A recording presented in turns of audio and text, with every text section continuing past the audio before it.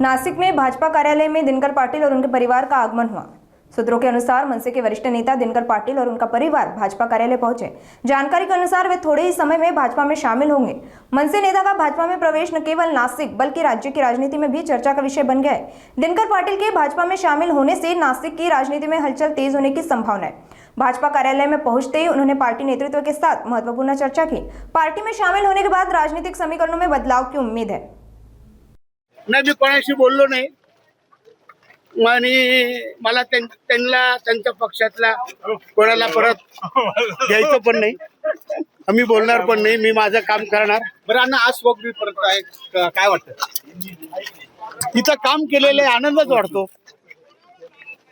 अण्णा, काल तुम्ही खूप जल्लोष केला, युती झाली त्या संदर्भात। त्याच्यावर काही विचारू नका, मी फक्त विकासासाठी चाललोय। चला आता प्रवेश अण्णा पूर्ण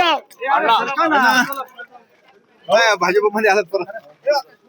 विकास करण्यासाठी लता पाटील, अमोल पाटील, रवींद्र दिवरे, भारती दिवरे, संगीता गोटेकर आम्ही सर्व आता प्रवेश करतोय। काल एवढा मोठा जल्लोष तुम्ही साजरा केला, एकमेकांना पेढे भरवत होते, अचानक काय झालं काही तासामध्ये? काहीच नाही झालं।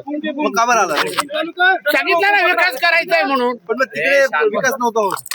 आता तिथं आताशी निवडणूक लागणार होती, पण आता विकासासाठी हा निर्णय घेतला।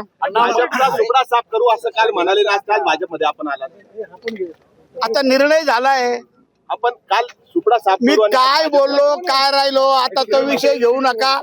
आता भारतीय जनता पार्टीत फक्त विकासासाठी चाललोय, कोणावर नाराज नाही, नव्हतो, यापुढे नाही। राज ठाकरे यांनी आपल्यावर विधानसभेला तिकीट दिलं, आपल्यावर एवढी मोठी जबाबदारी दिली होती। आपण स्वतः इच्छुकांच्या मुलाखती घेत असताना हा निर्णय का बरं आपण घेत आहे? एकच विषय माझा, एकच, सगळ्या प्रश्नांना एकच उत्तर, फक्त विकासासाठी आम्ही चाललोय।